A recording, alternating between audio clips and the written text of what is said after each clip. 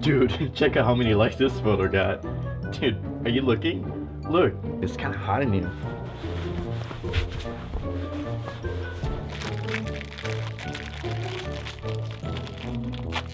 Oh, there we go. Have you finished all your projects? Your tag's showing. Let me help you out with that. Oh, your collar's messed up. There we go. It's fixed now. Man, your beard. Do you use beard oil? What? No way.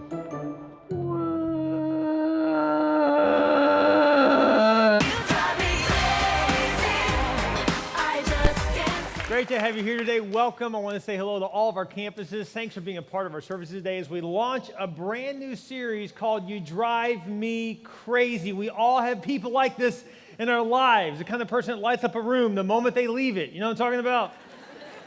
This is the kind of person that inspired caller ID technology, right?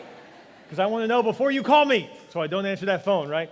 And so we all have people like that in our lives, and so they just drive us crazy. So we're going to learn how to deal with them today. So today's message is about dealing with a difficult person. Now, I want to distinguish today's message from something we're going to talk about in a couple of weeks. Today we're talking about someone who's difficult to everyone. Now, there are people that are typically fine and people typically get along with them, but just you don't get along with them. There is such a thing as someone who's a pretty good person and you're a pretty good person, but you just don't match each other and you just kind of drive each other crazy. We're going to talk about that in a few weeks too. But today I want to talk specifically about someone who just drives everyone crazy. We all have one or two people like this in our lives. We have them at our church. We have them in our work. We have them in the office. We have them at the gym. We have them in our social circles. And we definitely have them in our families. Everyone has someone like this. Please do not point to them right now while you're sitting here. That's a little embarrassing. But no, we all have someone like this in our lives. So how do we deal with someone who's cray-cray? Someone who just seems a little nuts, okay? And so take out your notes if you will. We're talking about a guy by the name of Zacchaeus today. He's found in Luke chapter 19. Let's dive in and look at how to deal with someone who is just plain difficult, because we all have them in our lives. Look at Luke chapter 19, verse 1 through 4.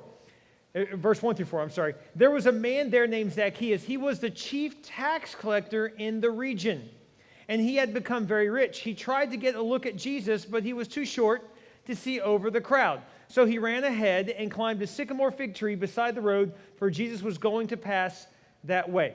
Now, underline the word chief tax collector. Now, there was an industry back in the day, in the Bible times, of collecting taxes for the Caesar, the Pharaoh, the king, or whatever you call them, right? The dictators, what we call them today, right? And so the way that they did it was the king would say, look, it's all privatized. You're the tax collector. They didn't have like a state doing it like we do. In our country, we have a state that does it, right? So ultimately, we supposedly anyways can have tax reform because we can get frustrated with how it's done. They didn't have that as an option. There was a king. He was in charge. You didn't like it, he could kill you. I mean, that's how it worked, right? But he had to keep the people happy to some degree, or else, they could depose him, right? Which is kind of how that works. So he hired all these guys to be the tax collectors. He said, look, here's the deal. I want you to get as much money as you can, and the more money you get from these people, the more you get because you get a percentage of it. So these guys were evil people that collected taxes. That's how that worked. And so they would manipulate, cajole, they would just connive. They were evil people. They would twist your arm. They would leverage all they could to get as much out of you as they could, because then they got to keep a percentage of it. That's how it worked. And so Zacchaeus is one of these kind of guys, but he is so good at being bad, he is the chief of the bad guys. He is the chief tax collector. So everyone hated this guy. No one liked him. He was good at being bad. He was good at being manipulative. He was good at being a jerk. You know anyone like that? Anybody have a friend like that? You know someone you're like, I'm not calling my friend, but I know who they are, right? And so there's someone like that in all of our lives. It just drives us nuts. Maybe they're not a jerk. Maybe they just annoy you. Maybe it's someone that just seems a little weird and awkward, and you're like, man, it's just hard to even have a conversation with that person. It just seems weird, right? We all have people like that in our lives. Well, that was Zacchaeus. Now, Zacchaeus was a smart guy, though. He was chief tax collector, so he was wealthy. And so sometimes we think that, people that are a problem or awkward or difficult aren't going to get ahead in their career. Sometimes that's true. They can stop you in your career. But sometimes people are really good at one thing and bad at other things. So I have friends that are very successful in one area that virtually fall apart in other areas. So just because you're difficult doesn't necessarily mean you're poor. I know some difficult people that are very wealthy. I know some difficult people that are poor too. And so it is true that it will affect your career eventually. Eventually, it'll run people off, by the way. As an employer, I'm a pastor, but I'm also an employer. We have, 50, 60, 70 people on staff at any given time at our church at all the campuses. And I will tell you that I've learned that if I don't deal with a difficult person, by the sheer nature of them being difficult, they will run off every good person around them. It really, so even if you say, well, I don't have to deal with them because I'm the boss. No, you do have to deal with them because every good person in your organization will leave if you don't deal with them. Did you know that?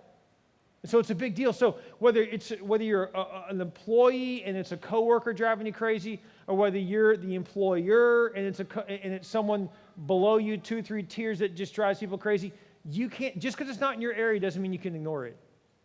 It will be a problem. Well, I've got a couple kids and the oldest one's a real problem, but I'm not going to worry about them anymore. I'm just going to let them go. I'm going to just focus on the other kids. No, they will spoil the other kids.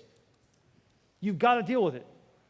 So whatever the difficult person is in your life, God does not call you and I to turn away from them. God calls us to lean into them and to be a change maker, to be a difference maker. So how do you deal with a difficult person? The first thing you do here is important. This is what Jesus did. Number one, have compassion on those who annoy you or anger you. If everyone feels this way, by the way, it means they have a deficit.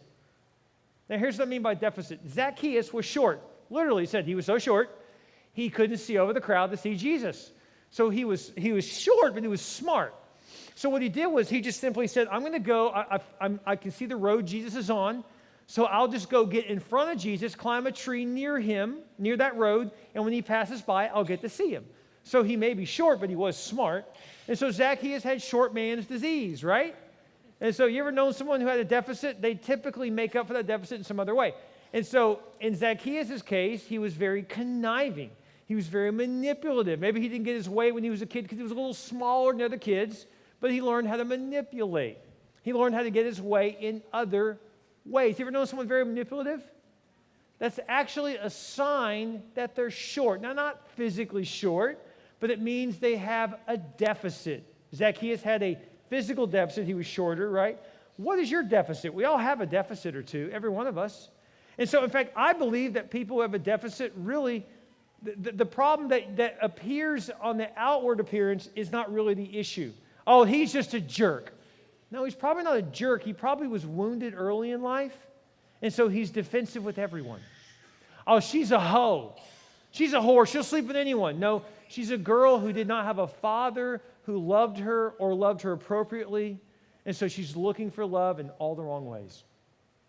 No such thing as a jerk, no such thing as a hoe, no such thing as just someone who's difficult. Oh, he won't even look me in the eye. I don't trust him. You mean he won't look in the eye because he's so wounded or he has such a lack of self-esteem that you think it's a trust issue when the truth is he doesn't think he can trust anyone himself because he's been so hurt. See, the reality is people that are difficult with everyone, there's a deficit in their lives. Somewhere in their life, someone hurt them. Somewhere in their life, something that should have been fulfilled wasn't. And so they're making up for this somehow. I've seen this time and again in people's lives. More on that in a minute. I want to stop the message for a second and just mention something coming up in a couple weeks. In 2 weeks, you may have gotten a letter, by the way. How many of you guys got a letter this last week from us? You guys? Okay, about half the crowd. Great. If you didn't get a letter, don't be offended. I'm offended. I didn't get a letter. That means you have not filled out an information card. We do not have your address, okay? And so we will gladly get you a letter if you'd like to say, send me the letter, please let us know. We'll send you the letter, okay? But we sent a letter to all of our members and attenders, and basically in 2 weeks we're doing a special offering. It's a first fruits offering to move forward with the mission cause of our church, which is to plant churches worldwide. We believe God's leading us to plant over 20 churches this year, not just in America, but around the world. And so we're taking a special offering in 2 weeks above and beyond our tithe for that. I wanted to mention that to you so you can begin praying and preparing for that. And so some of you have already sent in a gift above and beyond your tithe. Thank you for that. We are grateful for that. But we're going to do it in church for those of you who want to wait then, or you can mail it in, or if you just like, this person have heard of it. Well, I wanted to stop and let every campus know This is for the mission cause. 100% of the money that comes in is going to go to plant churches around the world. And anything above and beyond that, which is about $250,000, anything above and beyond that is going to help us do the mission cause of opening more campuses, as well as support our missionaries around the world. So thank you for giving. We are excited about this first fruits offering. You say, what's first fruits, Pastor? What is that? The biblical concept of first fruits is that it's the first of a new harvest. That's why it's called first fruits. So like the first fruit that comes in from the new harvest. Because remember, in the Bible times, it was all an agrarian culture. Everyone was a farmer, basically. Or you were working at market with farmers. And so the first fruits is the first of something new coming in. Maybe you say, Pastor, I don't have anything new going on, but I'm believing God for something new. Then you give a gift with the intent of saying, God, would you bless this area of my life? Maybe your first fruits is I'm praying for a harvest in relationship. Maybe you're single now. Lord, I'm praying for a man or woman in my life. I'm going to give an above tithe offering and attach to it the hope, the prayer request, and say, God, would you bless me? Or maybe you say, we're opening up a new business, or we're opening up a new investment, or I'm just looking for an opportunity at work. And so I'm going to give you an above tithe offering and ask you, God, to bless us. I have business people that understand this concept that without me even bringing it up, come to me and say, hey, Pastor, here's a special offering. Would you put this in the offering for me? I want to ask you to pray for this, and God will bless it. And say, why are you giving this? Say, well, because I'm moving into a new territory in my business, and I'm asking God to bless it. They understand the concept of first fruits. And then no wonder that many of these people are business owners and expanding their business because they get this concept, and God's begun to bless them from it. So 2 weeks we're going to do that, so please prayerfully consider what God would have you do. Say first fruits. I believe God has some first fruits for his people. Isn't that good? Pretty cool. Back to the message. This is a big deal. You know, we need to have compassion on people. In fact, I believe that God has called us to love and not lecture. To love and not lecture these people. These are the kind of people that everyone else avoids in your office, everyone else avoids at church, everyone else avoids in your small group, everyone else avoids them at your family reunion, but instead of avoiding them, we need to be like Jesus and go directly to them. Some of you are like, you are kidding me. I want to kill this person, and you want me to have compassion on them. That's the heart of Jesus. You see, think about this. The heart of Jesus is exactly opposite of the heart of the world. The heart of the world is, what can you do for me? The heart of Jesus is, what can I do for you? And so if there's ever someone that can be ministered to, it's someone who's difficult. They're not used to this response from people. They're used to everyone running from them, right? And so instead, we want to have compassion on them and minister to them and reach out to them. That's the difference that God's calling all of us to make. When I was a youth minister back in the day before I was demoted to the pastorate, I was a youth pastor. That was a joke. When I was in college, it's always great when I have to point them out. I was a youth pastor at a little Baptist church in the middle of nowhere. Some of you guys didn't know I was a recovering Baptist, but when I was working at a church called Martinsville Baptist Church. It's the middle of East Texas, middle of nowhere. By the way, when I was in East Texas is where I met my wife. I met her at college at Stephen F. Austin State. They made a run in the NCAA tournament. I was kind of proud of them. They did all right. Got a couple wins on their belt anyway. So some were like, thank you, the three of you who are happy for me. Thank you for that. Anyways, so I was dating Jessica at the time. We were even married, and I was a youth minister at a little church. And so she would go out there with me. It was about a 30-minute drive outside of town. We were in Nacogdoches, Texas, which is in the middle of nowhere. They call it Nowhere. And this was 30 minutes outside of nowhere. That's how far, that's how many people believed in me and my ministry. They're like, someone totally desperate, like, sure, you can be a youth minister. So anyways, I was youth minister at a little church. There was literally like 10 kids. But I would go out there every week and minister to them. It was really great. I learned a lot, and I'm so grateful for that church because a lot of the things I learned from ministry, I learned from there. So I made all my mistakes there, so I'm perfect here. So that's how it works. Anyway, so I learned a lot there, though. And we would go out there. And I remember this one kid showed up named Billy. And he was a really nice kid, but none of the other kids wanted to hang out with him. And I was like, that's kind of odd, but Billy didn't dress real cool. I mean, just honestly, his clothes were a little old, and they looked like they hadn't been washed in a long time. And he was a really nice kid, but frankly, when you looked at him, you're like, man, this kid probably does not have a very good background. Probably not a very good situation going on at home when you just met him. You're like, man. One day, Billy was at youth group, and after youth group, his parents didn't come to get him. It was getting dark, and because we did youth group Sunday nights, and I said, hey, man, you want me to give you a ride home? He was like, that'd be great. If you don't mind, thanks. And so Jessica was with me. We loaded up in the car, Billy in the back seat, took him home. When we pulled up to his house, I was shocked. I mean, I pulled up, and literally in my mind, I didn't say this to him because he didn't know what he was growing up, and he thought it was normal. But I pulled up, and I thought in my mind, people live like this. This is unbelievable. So he said, hey, I want you to meet my mom and dad. I was like, I'd love to. So I walked in the house and I was shocked. First of all, this house looked like an old abandoned barn. It did not look like someone could possibly actually live there. I walked in, I met his dad. His dad had some friends over. I met his mom in the other room. And I walked in his room with him. He introduced me to his brother and sister. And I walked in his room. I remember looking down in his room, and you could see the ground through the floor. I was like, this is unbelievable. And I got so mad. I tried not to show my anger, but I wanted to go punch his dad out. I'm not kidding. I wanted to really grab his dad and say, are you kidding me? You think this is okay to raise your children in this condition? And I was mad. I wasn't compassionate. And just being honest with you, I was mad. I was compassionate towards Billy, but I was mad at his mom and dad. And it was so obvious when I met them. I was like, clearly you're doing drugs. There's no way you're not. And I didn't know whether your condition caused you to get drugs or whether your drugs caused your condition, but it was going on. There was no doubt in my mind, because no normal, sane, not high person would live like this. I'm just telling you the truth. I was shocked. But it helped me to understand where Billy was coming from.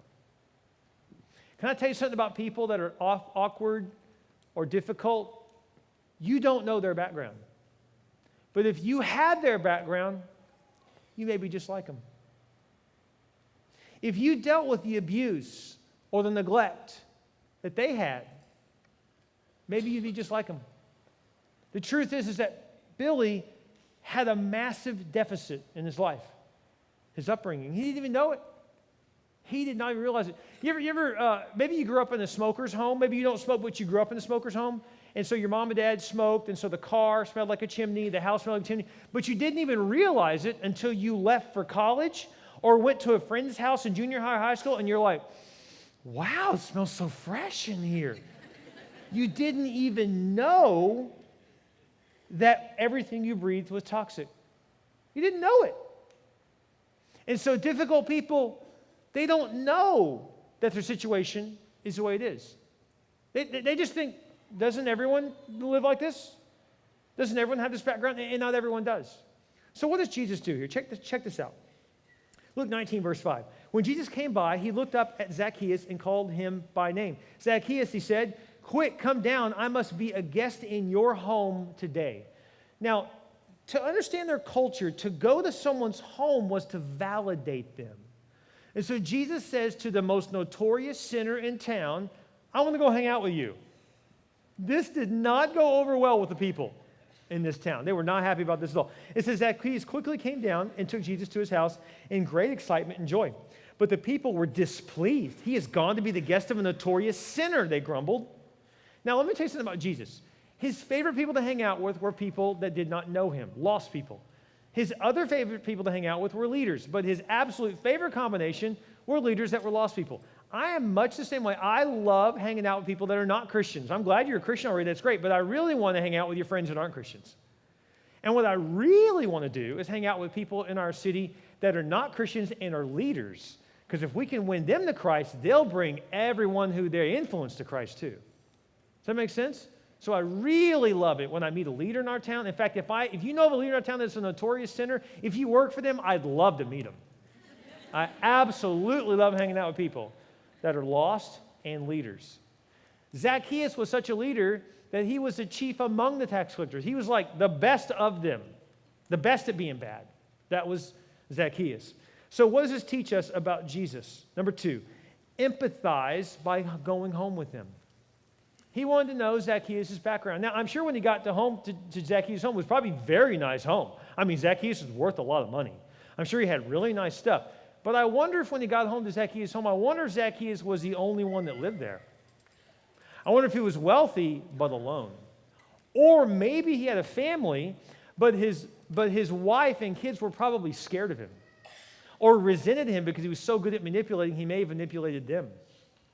Make sense? So I bet his home life wasn't that good, if I had to guess. But Jesus went home with Zacchaeus. Sometimes people that are difficult in your lives, you need to go home with them. Now, you may not literally go to their home, but what you may do is just imagine what their home would be like. Or maybe what the home they grew up in would be like. Because when you begin to understand their background, it gives you compassion for them. Instead of being angry or resentful or think they're just awkward or weird, you realize that you don't get that way unless you have a certain background, a certain situation. And so to empathize with someone means to walk in their shoes, to understand from their perspective why they are the way they are. When I meet a woman who tells me men are all pigs, well, then you met the wrong man. Because I know a lot of good men. You know, some of you are like, there's no good men. Well, that may be true in the circle you chose to run in. But there are some amazing men. I know a bunch of great guys around here. So what that tells me is that you have a background of being in an area where you've probably been really burned. And probably what you're saying is absolutely the truth on the 3 blocks you run on. But if you get off those 3 blocks, maybe it's different. Does that make sense? And so maybe in your situation, everyone seems to be that way, but it's probably not true. It just seems that way from your background. So imagine being a guest in their home. When you begin to do that, it changes the way you view them. One of the things that's really helped me in dealing with difficult people that don't seem to have it all together and seem to have a deficit somewhere in their life, like Zacchaeus was short, that was his deficit. He made up for it by being mean and tough and ruthless and manipulative and conniving. But really, he just had probably short man's disease, right? You ever known a short guy that was like really tough? He was making up for the fact, what? He was probably pushed around a lot as a kid. So that's why I made up for it. I was not actually big at all as a kid either. I didn't get tall. I'm really not tall now. I'm 6 foot. That's not really tall. It's just not short. It's kind of in the middle. But you know, I actually was pretty small. I was a late bloomer. So guess how I made up for it? I talked my way out of bad situations. I'm still using that talking to this day. You know? I never met a bully I couldn't get along with. Hey, man, we're cool. We're friends. It's all good. That's how I got around it.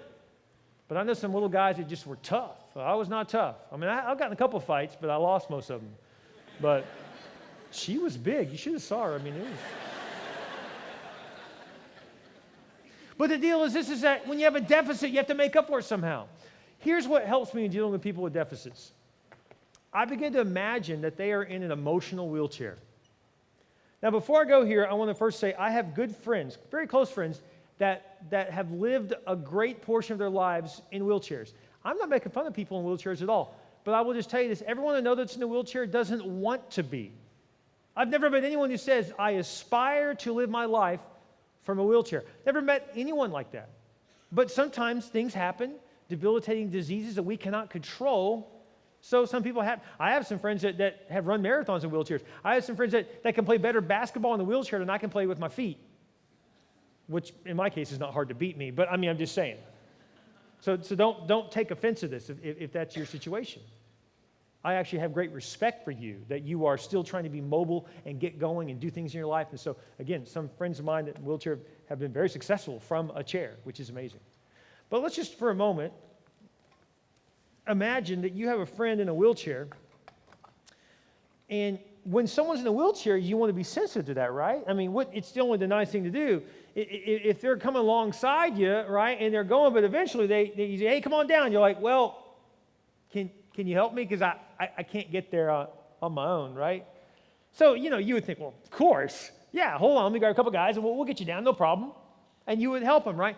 But can you imagine if you had this friend in a wheelchair, and they're sitting there, and can you imagine, well, let's say we're in a social setting, you and me, and we're out and about, and we're walking along, and we come to some rocks or some kind of terrain that a wheelchair can't quite make it, and I look at our friend that's with us in the wheelchair and go, hey, come on, let's go. Come on, hurry up. We got to get going. You would literally stop me and be like, whoa, what are you doing? Are you crazy? That is so rude. Bill, I mean, they can't help it. You're in a wheelchair and you're sitting there demanding them to go at your pace. That's not even right, right? Wouldn't you agree with me? You'd be like, that's just rude that you would demand someone. But here's the problem with difficult people. The problem is you can't see the wheelchair. I don't know what their problem is. They need to get with the program around here and just come on. I mean, I don't know why they're so difficult. I mean, they're just a jerk. They're just mean. I don't know, they're just weird. I don't know what they're doing. No, they're in a chair you can't see. There's been some kind of wound that's kept them back. And so they watch everyone else go out to eat, but they're not invited because they're just awkward. So it's just easier to ignore it and just go with those that you do get along with. It's just easy to kind of, well, they're just that way. They're just weird. They're just awkward. They're just, and just kind of ignore it. But the truth is, you know what we're called to do? Hey, man, what's up? Hey, we're going to go out to eat. Come on. Oh, no. You're coming with us. Come on. So how's your day going? That's great. Come on. See, we're called to be like Jesus and come alongside them and push them along and say, no, you're going to go with us. You're a part of this group. We accept you. We love you. And you know what? We'll deal with this patiently because we want to be there for you. That's what we're called to do. Yeah, well, Pastor, what about the person who's in the wheelchair and they don't even know it? Then we're called to help them. But they're going to be offended by me at first. At first they are, because if you don't know you're in a wheelchair, then you don't realize you have what's called self-deception going on. More on that in a couple weeks, by the way, because we all have some self-deception. We're all a little bit crazy in some area. Turn to the person next to you right now and say, I'm crazy, be patient with me. Just let them know. Would you do that? Just let them know. I'm part cray-cray, be patient with me. Because all of us are a little bit in some area, okay? But here's the deal. All the ladies in the room just went, about time he finally admitted it. That's what I was waiting on. But the truth is this, is that all of us are in some area. And so what we want to do is say, listen, so you say, hey, can I talk to you about something? Yeah, what's up? Hey, I don't know how to bring this up, but, you know, I've just noticed that you're not getting along real well with some of the coworkers or some people in the small group, or, you know, you're kind of excessively talking, or you never talk, or just frankly it's a little awkward. I want to talk to you about that. And are you kidding me right now? Who do you think you are? You have no idea. Are you kidding? You jerk. You know what? Screw you. I'm done with this. I'm out of here. I'm not listening to this. You're going to be a jerk. See ya. I'm out of here. Well, this is where you say screw you back, and you're not leaving. It's okay. Just unload, man. I'm good. I'm still here. Just tell me how you feel. I understand. Go ahead. It's all right. Call me what you want to call me. It's okay. I'm still here. No, I know how it is. I know how church people are. Yeah, I know. I've been judged before. I've been kicked out of church. I know exactly how this works. You think you're so high and mighty. You think you're so perfect, got all your life together. Why aren't you leaving me? Why are you still here? What do you mean you want to hear me out? You mean because everyone else leaves and you're staying behind. See, the truth is, people in wheelchairs have a different perspective than you and me. They see life at a different angle from their limitation. In the same way, people in an emotional wheelchair see things different too. And what they really need is not our impatience. They need our patience. They need our love. They need our acceptance. They need our encouragement. You know what? This church, from day one, was built on saying, we love you even with your deficit. That's the heart of Jesus, is to love people where they are, like they are, and care for them. That's what we're called to do. We're not called to judge them. We're called to minister to them and be a difference maker in their lives. Now, here's the thing about wheelchairs. They're meant to get out of. You're not meant to stay in this thing. I have a good friend that his son just injured himself, and he had found himself in the wheelchair. Not for very long, a couple weeks probably, maybe a month, maybe a couple months if it's bad. He broke a bone, and, you know, that's what you have to do. But if you're not careful, crutches can become a crutch.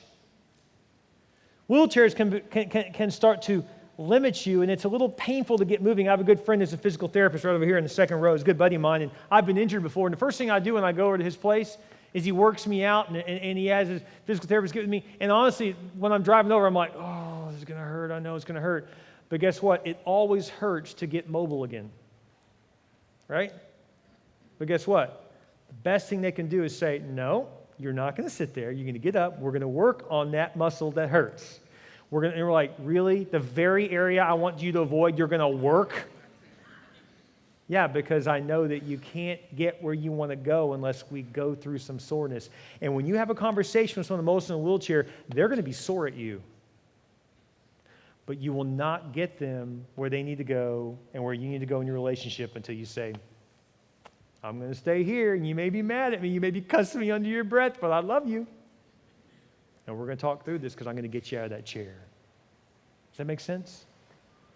We want to help those people, have compassion on them, care for them. I really could have titled this entire series, How to Have Patience with People, but you wouldn't have come.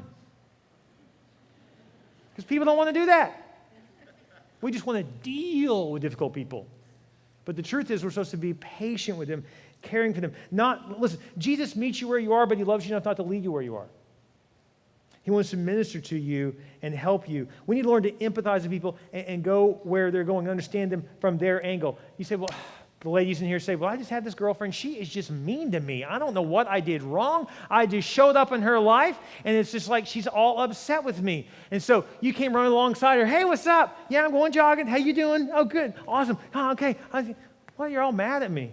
I mean, why are you mad? I don't understand. Oh, yeah, just go ahead and jog off. Must be nice. I thought I was going to be running too, and look at me.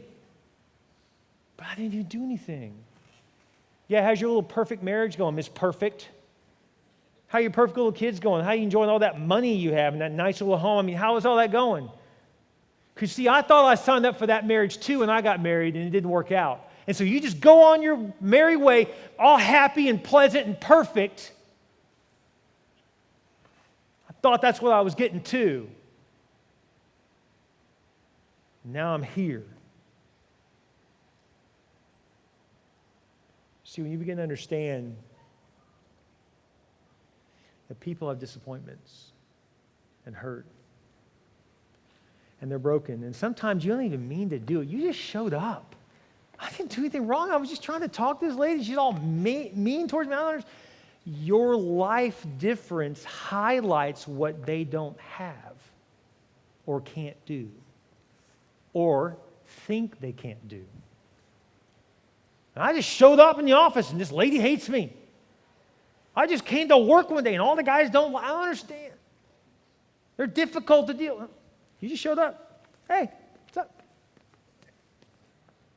You just showed up doing things that they don't think they can do. Sometimes someone's difficult with you, and you didn't do anything about it. You didn't cause anything. It just seems to have happened. You got to figure out what their problem is with you. And sometimes it's very real, and we really need to work on ourselves and realize we're coming across the wrong way. Maybe we're being difficult to them. And so we need to work on how we're coming across. That's very real. But at the same time, we need to empathize and figure out where they're coming from. Let me tell you another reason why you got to deal with difficult people is because if you don't deal with it and they're a leader, they will create a difficult situation in your organization. For example, if you have someone in your ministry, your organization, your business, so I'm a pastor, but I'm also an employer. We have employees here. And I've learned it years ago, when someone was a problem, I would just kind of turn my head and be like, oh, it can't be that bad. I'm sure it's fine. I've learned as a leader, I can't do it, so I force my head to look and be like, I don't want to look at the situation, but I will. And I've learned to go directly to people who I'm hearing a lot of problems with, because if I don't, that person that's so difficult that I want to ignore, and I can because it's 3 departments away from me, eventually all the good people in their department will leave. So either I deal with that, or else I am now creating a problem by not dealing with it. Same with kids. You know, I can ignore a problem with one kid, but if I do, all the other kids will follow suit and do the same thing they're doing. So that's why I have to, no, that's not okay. You know, parents, instead of saying, well, the one kid's kind of acting up, but I'm just going to focus on the other ones at this point. They're too far gone. No. Your other kids are going to follow what they're doing. That is not an option. You got to deal with them. But we have to empathize with where they're coming from, understand what is going on in their lives. I've got great news for you. The real focus of Zacchaeus is not Zacchaeus, it's Jesus. You know what Jesus does? Jesus sees in Zacchaeus what everyone else in the town didn't see. They just saw a jerk. Jesus saw potential. In the same way, aren't you glad that Jesus sees your potential? When other people said, you're too far gone, there's nothing left in you, there's just no hope for you, Jesus says, no. I see greatness in you, Zacchaeus. I know you've got more in you. I know you can do great things. You see, the great thing about Jesus is he sees your potential. You know what God says about you? He says you're a child of God. He says you're royalty. He says you're amazing. He says you can do phenomenal things. That's what he says about you. So regardless of how many other people have written you off, Jesus says, I see potential in you. Isn't that good news? He loves you enough to pull out the greatness in you.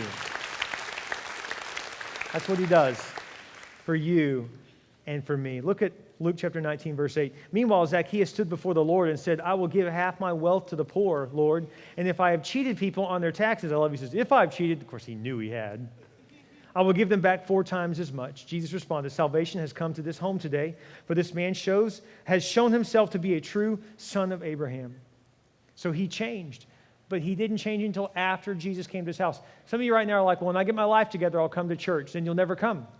You come to Jesus, he changes you, and you come to Jesus first, and then he changes. You don't change and then come to Jesus. He is the change agent.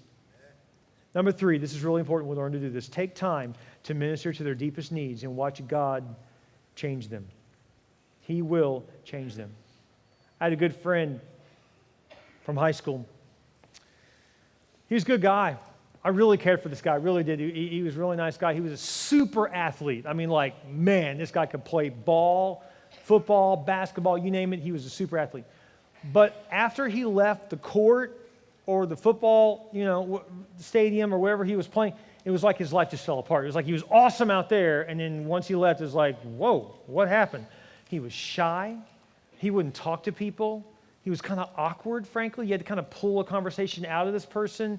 It was just like, what is the deal? I don't understand the deal, right? It just didn't make sense to me.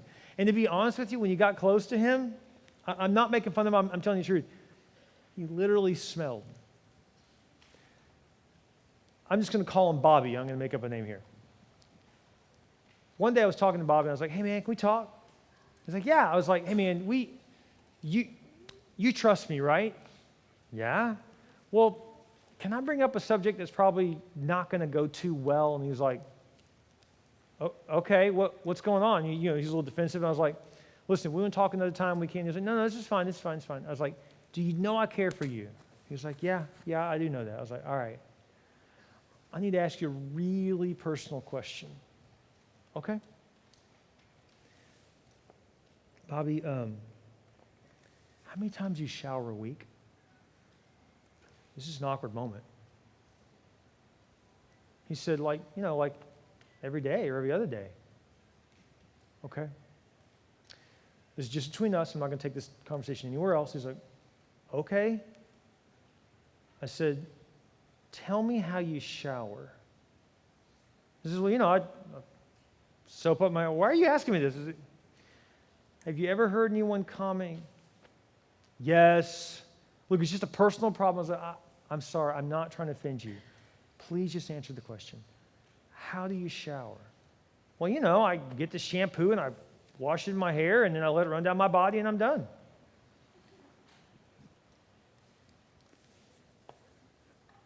I happen to know his family.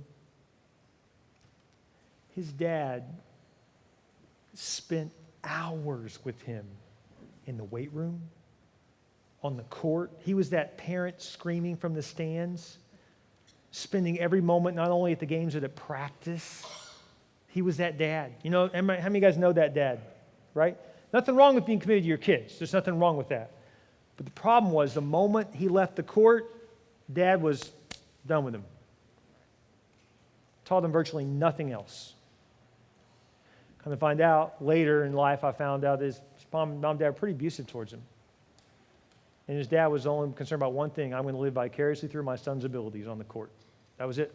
That's all he cared about. So when dad was done with what he cared about, he was done with his son. Well, you can imagine the wound that creates. And this is what I realized. No one taught Bobby as a little kid how to shower. So I said, hey, let me show you something. I know this is going to sound really weird, but just pretend with me for a second. So here's how I shower. And this is something that I'd forgotten that I even learned, but my mom and dad taught me how to bathe, which we don't think about, do you? I mean, it's so common that we're like, so I said, I just shampoo my hair, And then I wash that out, and then I put conditioner in my hair, and then while it's doing its job, I get this bar of soap. And I literally pretended like I was showering, and I said, "No, I do this. I go real good here, and right." And he literally was like, "Okay, try that." Okay. You know, he smelled amazing the next day. Did you know how many times, I can't count how many times I set him up on a date because he was not going to get there on his own. I'm just being honest. Double dates. We'd be like, "Hey, you want to go out? Do you have a friend? Maybe I got a really great guy. You need." "Oh, yeah, okay. Well, you know, his name isn't." "Oh, wait, no, I know. No. He's a good guy. Come on. You can do this." I can't tell you how many times I'm on a date, right? And I've got my date, you know, and then my buddy Bobby's there, and this girl's looking kind of awkward, and I'm like, It's okay. Come on, just go. You know the great thing about Bobby now? He's married, has kids. He's doing great now. He just needed someone to take the moment, to take the time to say, "Hey, man, can we have an awkward conversation?" You see, difficult people, awkward people, there's a deficit. Our job is to minister to their deepest needs the same way Jesus ministers to ours. Would you bow your head with me? Every head bowed, every eye closed. Would we just take a moment? Maybe there's someone that you've been ignoring and blowing off, or frankly just frustrated with and just think they're weird, difficult, a jerk, or whatever. Maybe it's time instead take this moment with your head bowed and pray for them and say, "God, forgive me for just labeling this person as difficult when really they're hurting. They need me to come alongside them, encourage them, help them make up for the deficit." Today, with your head bowed and your eyes closed, Jesus came to Zacchaeus' home to give him salvation because he knew if he knew Christ, it would change everything in his life. Today, I want to tell you that if you don't know Jesus Christ, you are living with a spiritual deficit. You see, all of us were meant to walk with God, to know him, and God made that possible through his son Jesus dying on the cross to pay the price for all of our sins. Sin is what separates us from God. Jesus died on the cross for all of that. Then he rose again from the grave, proving that he is God. Now he waits for you to individually receive him. Would you pray and receive Christ right now? We're going to pray this out loud together to encourage those who've never prayed it. Pray this with me now. You can say, "Dear Jesus, I realize I need you. I believe you died on the cross for me, and you rose again. Please forgive me for my sins. I repent of my sins. I now want to make you my Lord and my Savior. Thank you, Jesus, for saving me. In your name we pray. Amen. Isn't God good? His word is so true.